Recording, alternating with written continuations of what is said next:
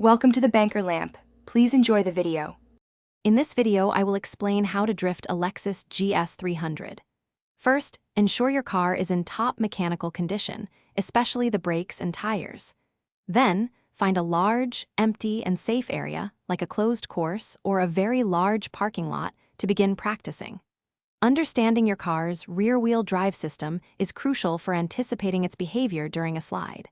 Start by getting a feel for the car's weight transfer. To prepare your GS300 for drifting, consider some key modifications. A limited slip differential is highly recommended, as it ensures both rear wheels spin under power, providing better control during a slide. Upgrading your suspension with coilovers or tuned components will improve handling and weight transfer.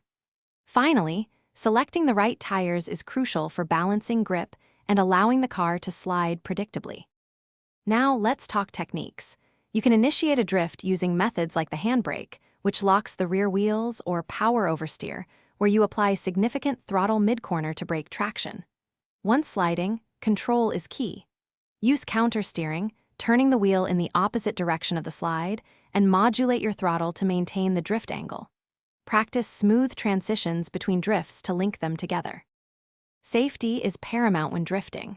Always practice in a controlled environment, never on public roads, and wear appropriate safety gear like a helmet. Begin with low speeds to master control before gradually increasing your pace. Consistent practice will build your muscle memory and confidence. Remember to check the description for links to little trees, black ice, and other great deals to keep your car fresh.